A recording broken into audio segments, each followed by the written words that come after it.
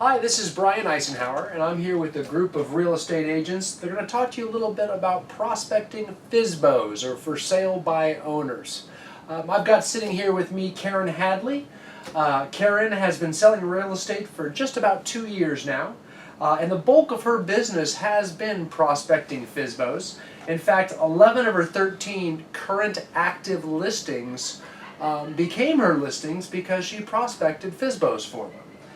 In fact, she had 23 transactions close in her very first 9 months, and the vast majority of those closings can be attributed to her FSBO prospecting efforts. Then next to Karen, I've got Brad Baldwin. Brad has been in real estate for over 10 years. Just last year, Brad is a mega producer. He sold over $25 million in total sales volume.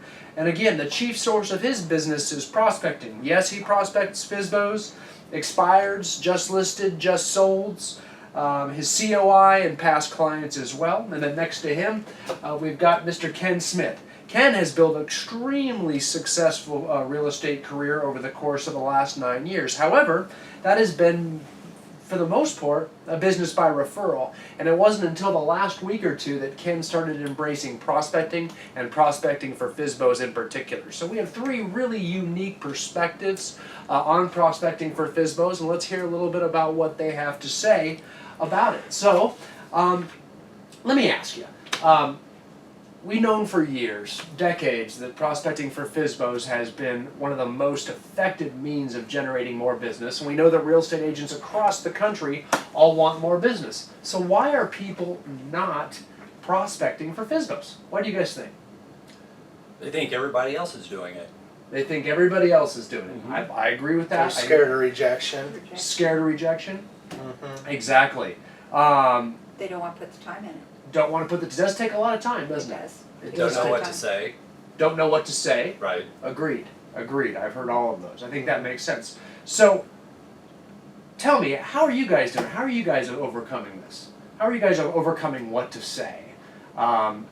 Getting around that rejection, that fear of rejection. What have you guys done? I pick something. I go to the door, but I pick something. I pick the color of their house, the bushes out front, the flowers, if they got a cat or a dog or kids, and I make sure I make it personal. So not only am I trying to get their business, but I make their personal life part of my discussion. Okay, that's great, Karen. So you're actually driving the streets. You're actually finding Yes. them as you drive through neighborhoods, and you spot them with your eyes. Yes. While you're driving. Right. Excellent.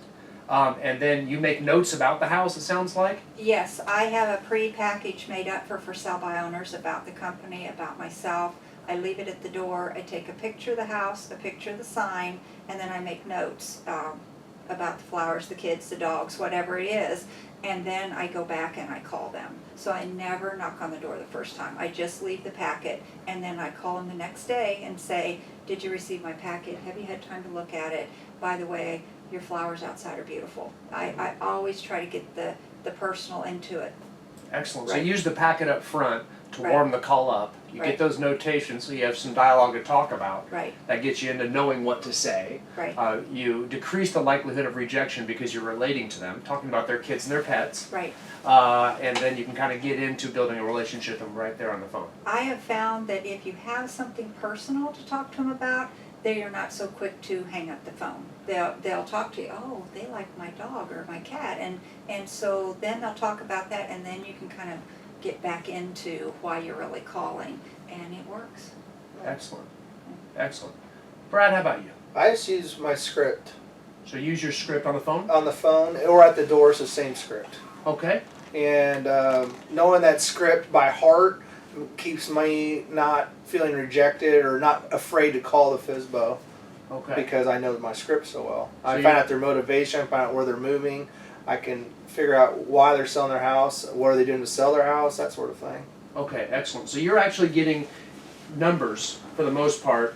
I'm pre-qualifying. I'm getting their motivation out of them. Why are they trying to sell their house? You know, for sale by owners to me is like raising up a flag saying, "Hi, I want to sell my house. Come help me." Right. You know, is usually how I looked at it. That's how I got over my fear. Because the more for sale by owners you talk to, the more of them they're very open to talk to you. They're not very mean at all. Some of them are, but Right. there's a lot of them that are just really nice to talk to. So it sounds like you're really coming from contribution. You do feel like you could do a service for them. I can help do a them. service for them. I know I can sell their house because 98% of the homes are sold with a realtor. Right. Only 2% are FSBOs all over the country. That's a NAR statistic. Correct. And I was gonna say, I also always end the conversation, well, can I call you back next week? So I'm like you said, you had made comment, you call on Mondays, I do the same Yeah. thing. And I say, is it all right if I call next week? I've only had one in 2 years say no. So you actually continue that relationship with some lead follow-up there. It sounds Right. like you talk to them, and then you ask for permission to continue the relationship. Right. Yeah, And then- FSBO's a lot about lead follow-up, follow-up. After I talk to them on the phone, I have a thank you card, I thank them for their time. I try to send them something once a week in the mail if I'm dealing with them for long periods. If they just say no and they don't, you're done with them, then thank you for your call, and I send them the card.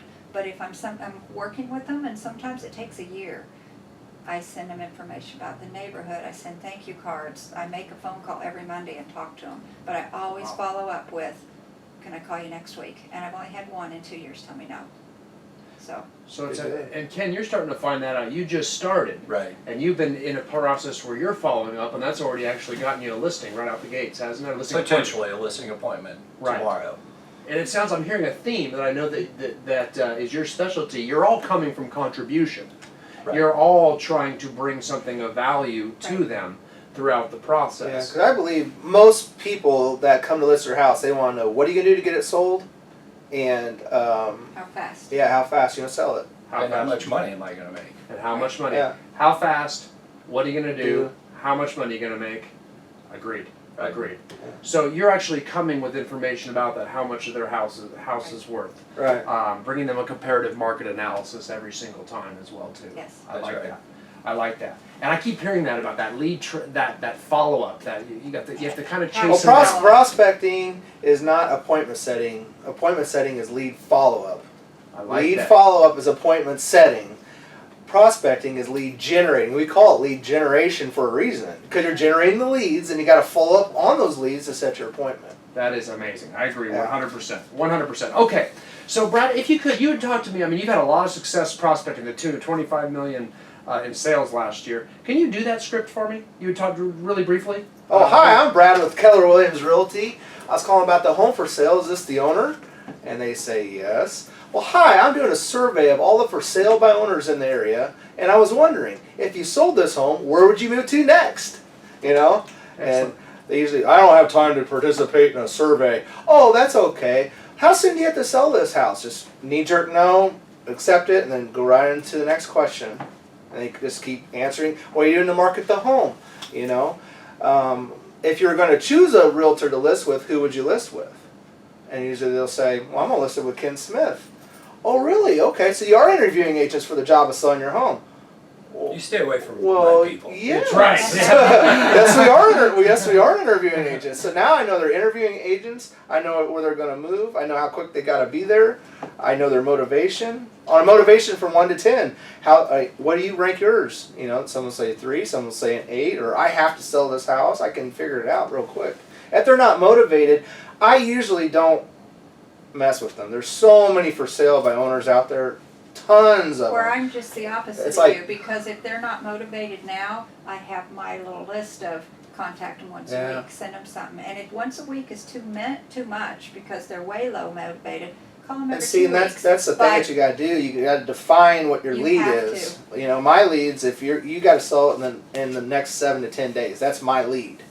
You know, if they're not in that time frame, then they aren't on my lead list. So what I heard is a lot of pre-qualifying Pre-qualified, questions. asking questions, because then I can know when I go on the appointment, I know what I'm going into. Hey, you're not fighting them on the phone. No, don't fight them on the phone. Fight them in the living room. Right. Okay. So you're gonna find. Yeah. So basically, you're getting their arguments, their concerns, their worries, so that when you set the appointment now, when you show up later, you'll know what areas you need to address in their house when Right. you're actually in the appointment and trying to actually obtain a listing. If you And I don't- do like. Go ahead. Go I was ahead. just gonna say, if you don't have that information when you go in there, you're gonna look kind of silly. Yeah. Because then it's like, well, now I need to come back. So you have to be prepared. So when you go in that listing, I never go on a listing appointment that I don't have paperwork ready. It's there, because if you go in and then you're, well, I didn't know that. Well, I'm gonna have to come back later and we'll have to talk about this again. So Well, we got an you've appointment got- with Ken on Saturday. Oh. Well, you know, if we go Oh, if we go man. ahead and get this listed tonight, we might have it sold by Saturday. Right. What do you think about, I mean, you guys all do a good job of setting that appointment. You tell them you're a realtor. Oh, right off the bat. Absolutely. Do Right. not sneak around the FSBO. Don't sneak around the FSBO. Right. What happens?